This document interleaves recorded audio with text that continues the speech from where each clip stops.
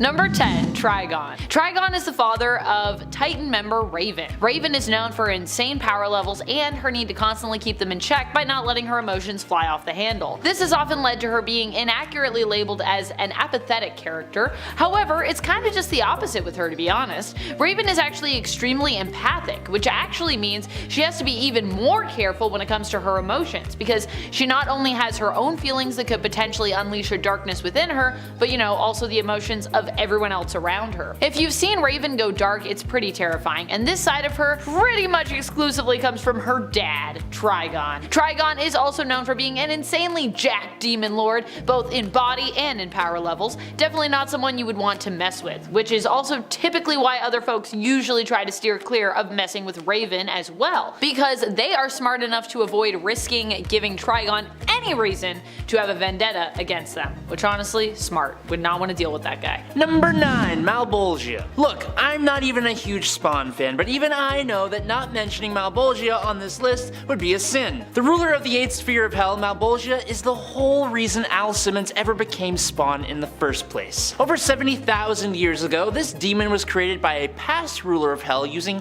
necroplasm rivers. But the demon was just so powerful that he betrayed, overpowered, and took the life of his creator. In order to wage a war on heaven and destroy God, he created an army of Hellspawn, but he needed a general, which is apparently in pretty short supply. So when he found Al Simmons, he went hard to corrupt the man. He made a deal with a man named Jason Wynn to take Al's life. Now, in hell, Malebolgia made a deal for Al to become his general in exchange for being able to see his wife. What Al didn't sign up for was being sent back to the mortal plane 5 years into the future. Malebolgia continued to tear down Spawn until Spawn went back to hell and attacked the demon with the help of Angela and her blade, which he used to lop the head clean off this demon. But that didn't stop the demon for too long. Number 8. Nastirh, or as I like to say, nasty. That's what I like to call him, but I don't know if that's how it's intended. You can let me know in the comments how you think that's intended to be said, or if someone has actually said it somewhere and I missed it.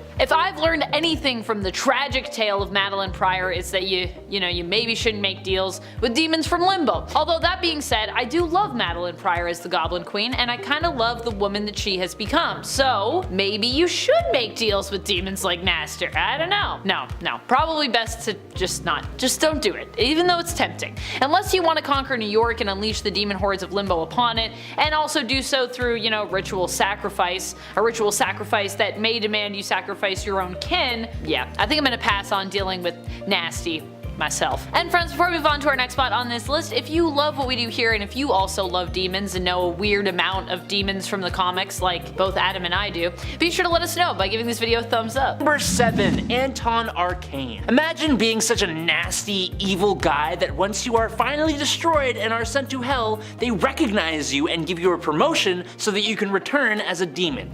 Well, that's what happened to Anton Arcane. Anton was basically a depraved and cruel scientist who was obsessed with immortality and biology. He would begin to mix science with dark magic, becoming the arch-nemesis to Swamp Thing, who he thought held the key to immortality. He had a whole army of deformed unmen that he would cause problems for the world and Swamp Thing with, being defeated multiple times until his actual passing. But that just left him free for a demon upgrade. Needless to say, he's not someone you ever want to run into. In the Prime Earth continuity, Arcane stumbled upon a trapped rabbit in the woods, got excited, and ate the rabbit's rotting remains. The act was so nasty that the Parliament of Decay came to him and made him their avatar, and he did their bidding for more than a century. Either way, an absolutely disgusting human turned into a demon. Not fun. Number 6. Lucifer. As much as I love Lucifer, I would never strike a bargain with him. I've read enough comics to learn that it does not tend to end well for those that do. And even when it seems like you're making a deal that would actually be in your favor, it sounds good, even when Lucifer seems to be,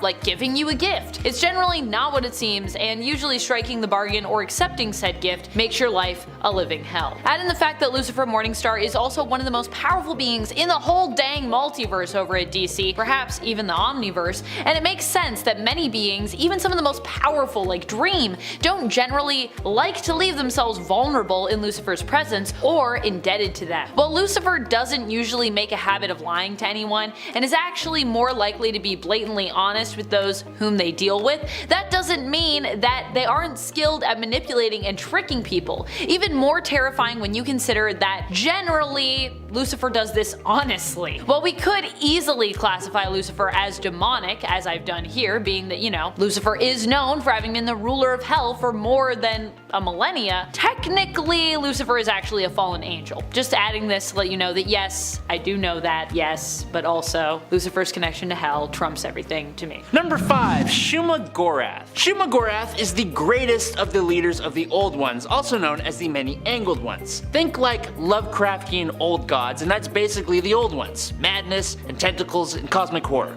That kind of thing. Shuma-Gorath is the ruler of hundreds of dimensions and is said to be older than the universe itself. It has many mystical powers, including the ability to communicate and control others across dimensions, create mystical energy blasts from his eye and tentacles, and can transmute things on a planetary scale. He can destroy multiple galaxies with his aura pressure ability, and can destroy realities by using tentacle energy balls. This monster's being first fully premiered in Marvel Premiere Volume 1, number 10. In the comic, Shuma-Gorath ends up using the mind of the Ancient One, Doctor Strange's mentor, as a portal to the dimension of Earth. It eventually leads Doctor Strange having to take the life of his mentor and become Sorcerer Supreme. Other stories have showed all the Earth's heroes even struggling to scratch a simple representation of Shuma-Gorath. This demon is less a force to be reckoned with and more like an unstoppable cosmic apocalypse who none of us would survive against. So yeah, we don't want to deal with him. Number 4. Sim. If there is any one demon from Marvel that first comes to mind when I think untrustworthy, one of my tippy top picks would be Sim. Sim is typically the right hand demon of whoever happens to be running Limbo at the time, which is precisely why if you take over Limbo and he offers his services, you should just say no and don't trust him. Probably backstab you at some point. I've seen it happen too many times.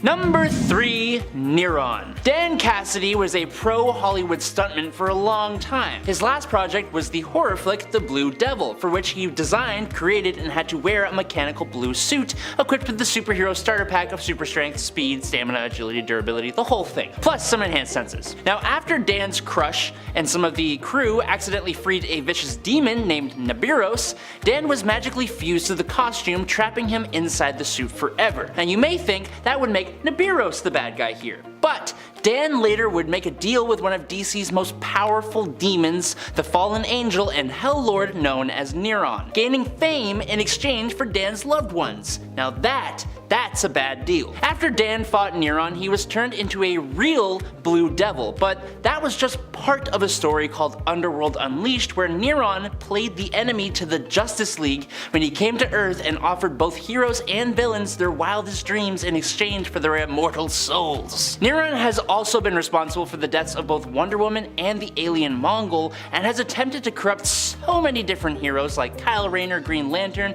Shazam, Superman, the Spectre, the Elongated Man, Dr. Fate, and more. Number 2. Azazel. While Marvel has their own Azazel, the one from DC is quite different, as you can obviously hear just even between those two pronunciations. He is one of the 3 princes of hell over at DC, ruling alongside Beelzebub and Lucifer. Azazel was also a fallen angel condemned to hell for his own part in the rebellion against God in heaven. Azazel was known for corrupting humanity by introducing them to the concept of sin. He came to Dream following Lord Morpheus's acquisition of the key to hell, making a case for why it should be returned to him and all of demonkind, as hell had been and was their rightful realm and home. Ultimately though, he was not given the key, despite not only stating his case, but also bargaining with the Dream Lord and then attempting to renounce his hospitality and attack those under his care, which went about as well as you can imagine it went. It did not go well for Azazel. I don't know why he thought that would be a good idea. All in all, that's a pretty bad play when you're in the Dream Lord's realm, but it definitely serves to show how he simply can't be trusted, so hence why I'm talking about it on this list. And finally, in at number 1, Mephisto. If there's one thing you should know about Mephisto, it's that he is not the kind of demon you want to be going signing contracts and shaking hands with. Mephisto is infamous for his use of wordplay to extort all kinds of people out of their or their loved ones' souls in exchange for a flawed promise of power, happiness, peace of mind, or good fortune. Mephisto has been responsible for a whole number of things in Marvel Comics, like the whole corrupting Adam and Eve in the Garden of Eden thing, the creation of multiple different Ghost Riders, Outsiders, the conflict between Apocalypse and the 10th century Avengers. He caused the corruption of Norman Osborn, sending him down the path of becoming the Green Goblin. He held the soul of Victor Von Doom's mom hostage for a very good long time, and he was instrumental in the infamous One More Day storyline where he saved the life of Aunt May and erased everyone's mind of Spider-Man's secret identity in exchange for Peter and Mary Jane's marriage, which is just straight up rude. This demon isn't Satan, but he uses that persona to trick people even further. Never make a deal with the devil, and never make a deal with Mephisto, ever. Just don't do it, it's bad. Alright, coming in at number 10 is Nightmare. Nightmare rules over the nightmare realm of the dream dimension where he feeds off of human psychic energy. Nightmare is also practically all-powerful in this home dimension, but he is constantly seeking to find a way to fully infiltrate our dimension so he can use his vast power to take over. That mission is actually a common thread for pretty much all these demons, if I'm gonna be honest. Nightmare himself has come into conflict with a very large number of heroes, famously the Hulk and the hero Cloak, but Doctor Strange is his biggest human rival, as that is sort of Doctor Strange's duty to keep our reality safe from demons like Nightmare. That's also a common thread for pretty much all the demons here. While he has been defeated before, Nightmare can never truly perish unless all the humans of the world stopped dreaming, which I doubt will ever happen anytime soon. Among his most impressive feats is capturing the mind of the cosmic entity known as Eternity after putting 1/3 of the population to sleep and channeling their dreams. And he's all the way down here at number 10. Coming in at number 9 is Blackheart. The character of Blackheart is a demon that was created by Mephisto using the combined evil energy from a town called Christ's Crown, a place that has drawn incredibly evil acts to it over centuries and centuries. This being, Mephisto's son, essentially, had immense power that could rival or even possibly overcome his creator. He even had a level of telekinesis that could destroy an entire planet if he chose to. He has fought off Punisher, Spider-Man, Wolverine, Wonder Man, a whole group of Avengers, and even a combined Red Hulk, Ghost Rider, and Venom. He could cast illusions, summon other demons, shapeshift, manipulate others, and he's even taken his papa's throne in his hell dimension for a time. Blackheart is not someone to trifle with. In at number 8 is the Dweller in Darkness. Like other fear lords like Nightmare, the Dweller in Darkness feeds off the fears of others. Big surprise there. Unlike Nightmare though, the Dweller followed a belief system known as the Way of the Shamblu, which led him to remove his head from his body. It's something a little taboo among others like him. In the universe that existed before the current one, the Dweller in Darkness actually caused a crack in the Macran crystal, or the nexus of all realities, which caused a chain reaction and unleashed the power of the End Galaxy within it, which resulted in the destruction of the universe. The Dweller hoped to feed off the fears of all living beings, knowing that the end is near, but the Phoenix Force touched all the minds of living beings in existence and united them in peace. But we are not skipping over the fact that he destroyed the whole universe on purpose. One of this demon's other greatest powers is the ability to create other beings out of the fear he ingests, one of which being the villain Despair, who very nearly made this list. If you are enjoying this list so far, be sure to drop a little old likey poo on this video. It really helps us out here at Top 10 Nerd. Number 7, Mephisto. Mephisto is just a big old pain in the butt. His whole shtick is posing around as the devil and ruling over his dimension, which he calls hell. But he is not actually the biblical devil, and his dimension isn't actually hell. He just uses the idea of these things to instill fear in his victims, making it easier to manipulate them. His MO involves him constantly trying to trick people into giving him their souls, usually in exchange for something, but he's usually got some kind of wordplay going on that allows him to get away with not actually giving his victims what they want, and usually leaving them worse for wear. His most famous soul-stealing escapades would be when he turned Johnny Blaze into the Ghost Rider, or when he was trying to steal the soul of the incredibly noble Norrin Radd, aka the Silver Surfer. Or there's even the time he turned into a snake and tricked Adam and Eve into eating that damn apple. Yes, that was Mephisto. In fact, one of his main weaknesses is his reliance on a person to submit to giving him their corrupted soul, which, while he is probably one of the most powerful Hell Lords, with an almost unlimited amount of power in his Hell dimension, his power is also directly linked to his realm, so whenever he is away, he will get weaker and weaker as time goes on. Number 6, Surtur. Surtur is the gigantic fire demon who possesses powers of apocalyptic proportions and has been plaguing Asgard since time immemorial. He wields the Twilight Sword, a magical sword capable of manipulating mystical energies, breaking interdimensional barriers, and summoning hordes of demons. He is the one who brings about Ragnarok, literally fated to take the life of Odin and destroy Asgard. Being on par with Odin, he is actually technically more powerful than the other 4 demons on this list so far. It's just that this guy is mainly focused on Asgardians and usually doesn't go off trying to mess with anyone else, even if he totally could. Number 5. Dormammu. Dormammu is a member of a race known as the Faultine, who are composed entirely of mystical energy, but he set himself apart, becoming immensely more powerful and eventually becoming the ruler of the Dark Dimension, with enough power to destroy almost all other mystical demons. According to the Sorcerer Supreme, Dormammu is the most feared enemy with the power to defeat the Avengers, Defenders, and Eternity itself. He can absorb pocket dimensions and has enough power to pose a threat to the universe. Unfortunately, Dormammu is prone to making mistakes and abiding by a code of honor that usually results in his loss. Number 4. Set. Set here is one of the Elder Gods, beings of immense power that were some of the first sentient life on Earth. Of all of them though, Set was the first to realize that he could steal the power of his other Elder Gods by consuming them, which he discovered by taking out his own brother, making him the first ever killer. This set off a whole war between the Elder Gods, with most of them devolving into demons. Set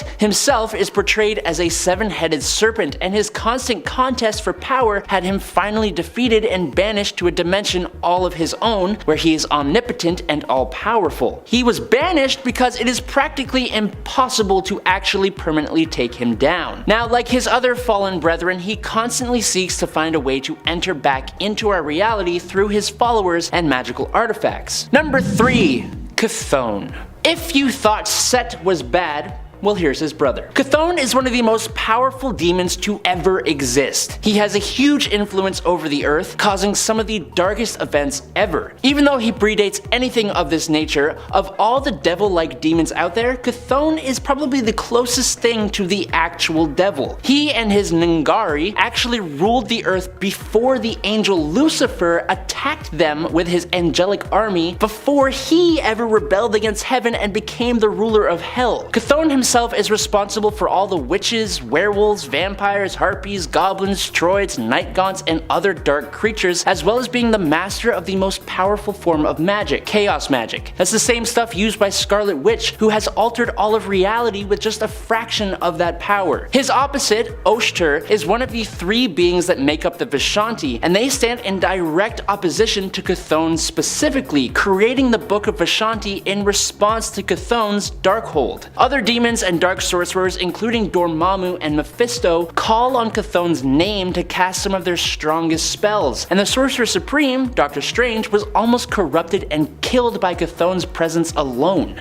Number 2. The One Below All. If Chthon is like the darkest possible magic-wielding demon, the One Below All is like the idea of strength and destruction taken to their absolute farthest, darkest limits. At least that's how I see it. Now, I'm not totally sure about my ranking here. From the possible future we saw in Immortal Hulk, the One Below All was capable of destroying literally everything that has ever existed. We have to assume this included every other demon on this list, as there was literally nothing left. The One Below All is the complete opposite of the One Above All, trapped in the below place, which is the lowest level of hell. This entity is the source of gamma radiation, and he's the reason it has mutated certain individuals like the Hulk. The One Below All can manipulate and influence these mutates to help do its bidding, but it also seems to influence non-gamma mutated individuals as well to do things they wouldn't normally do. The only problem is that the One Below All is fairly new to comics and hasn't really been able to show the full capability of his power, except for when it destroyed literally everything in the universe. It's similar to the way the One Above All has remained relatively obscure, only giving us brief glimpses of his capability. And then in at number 1, finally, is Shuma-Gorath. Shuma-Gorath is an incredibly ancient demon made up of sheer power, and he is one of the primal powers of chaos in the multiverse. To even call him a demon feels like kind of an understatement. In comparison to him, other powerful demons such as Dormammu Dormammu have expressed their inferiority to Shuma-Gorath, and the powerful Hell Lords like Mephisto and Satanish have called themselves rats in a greater temple under the power of Shuma-Gorath. Nightmare himself serves Shuma-Gorath, as do so many other demons. Shuma-Gorath is probably the most powerful of all the great old ones and many angled ones. His true form isn't even comprehensible to us humans. He just appears as that big eye with armored skin and tentacles that he can use to destroy not only multiple galaxies, but whole realities. Practically unstoppable and fully omnipotent in his own dimension, and able to extend his reach across dimensional barriers, his power and influence has grown to rule over hundreds of dimensions and universes. He's the demon that demons themselves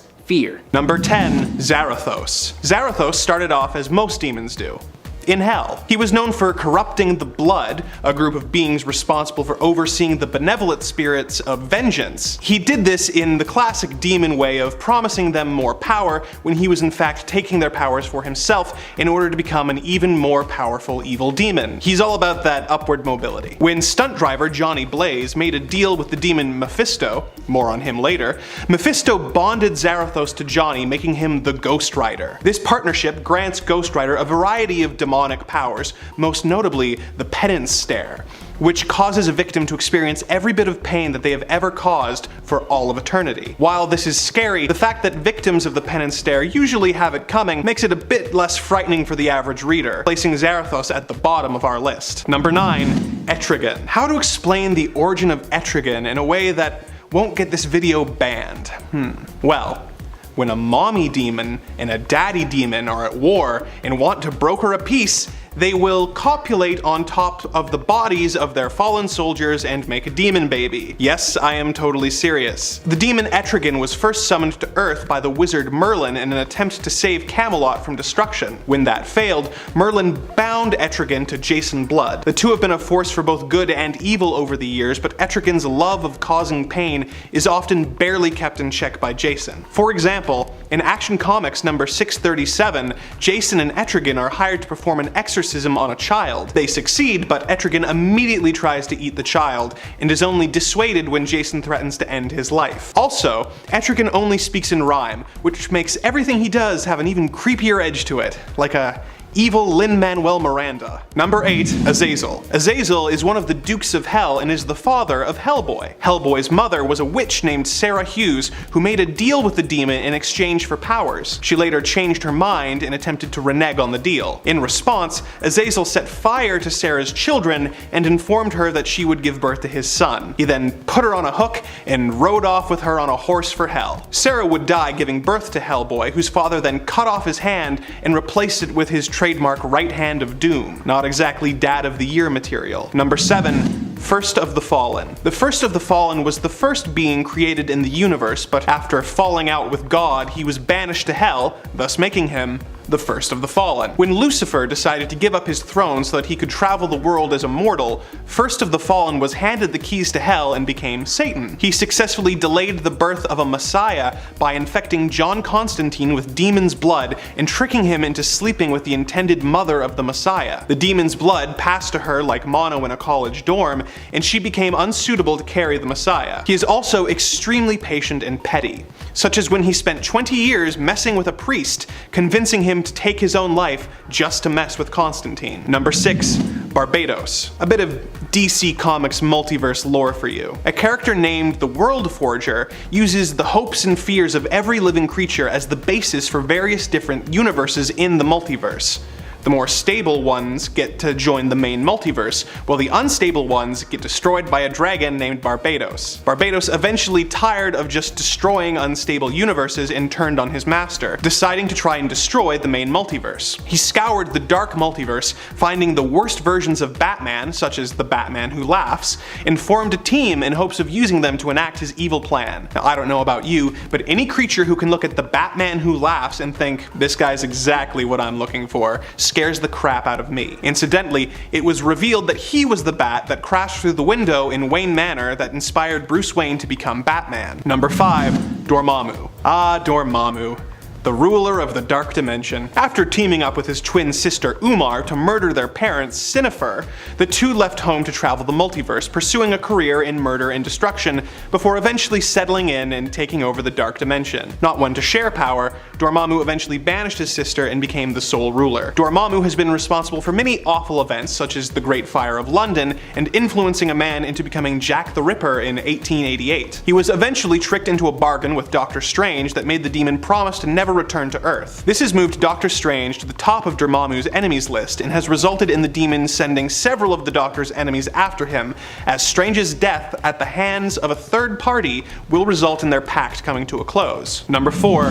Trigon. Trigon is a unique demon on this list, as he is just as much an alien as he is a demon. He was a regular, evil ruler of a planet until one day a group of aliens known as the Divine showed up, hoping to use something called the Great Heart of Darkness to eat his soul and cleanse the planet of evil. This backfired as Trigon absorbed the heart and gained the power of 100 galaxies worth of collected evils. It was at this point that the Divine revealed they were not a boy band as their name suggested, but were in fact his parents. This family reunion was cut short when Trigon skinned them and wore them like coats. He would go on to have many sons whose mothers he would kill, and one daughter, Raven. Raven would not end up going into the family business, but would instead end up joining the Teen Titans and becoming Trigon's greatest enemy. Number 3.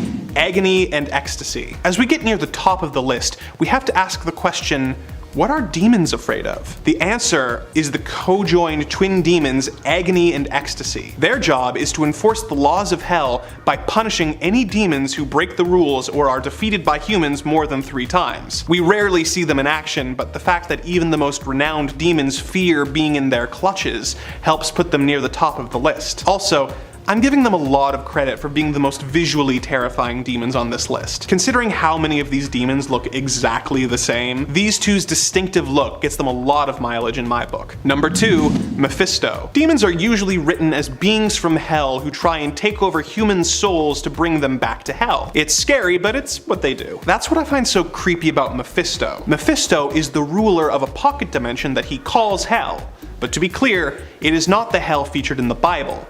He also looks like the devil, but he is not Lucifer. Mephisto is using humanity's belief in the devil to gain power from their belief, like a really intense cosplayer. Mephisto has tangled with various heroes in the Marvel Universe over the years, perhaps most infamously in Amazing Spider-Man number 545, when he made a deal with Peter Parker to save his Aunt May from certain death at the cost of his marriage to Mary Jane. Mephisto is also known for being rumored to show up in MCU projects and then not making an appearance. Number 1. Chthon. The Earth's first black magician is scary less for the things he has done than for the things he has created. Chthon was the writer of the infamous Darkhold, a book of evil spells also known as the Shiatra Book of the Damned or the Book of Sins. He is also responsible for the creation of harpies and goblins, the real kind, not the glider-riding pumpkin bomb kind. His spells in the Darkhold were used to create the first vampires and the first werewolves, making him responsible for both the Twilight franchise and Morbius. One of his evil plans involved granting a young Wanda Maximoff the ability to use chaos magic, making him also indirectly responsible for every messed up awful thing ever done by the Scarlet Witch, except for her hooking up with her brother Quicksilver in the Ultimate Universe in Ultimates 3 issue number 1. The blame for that rests purely on Jeff Loeb's shoulders.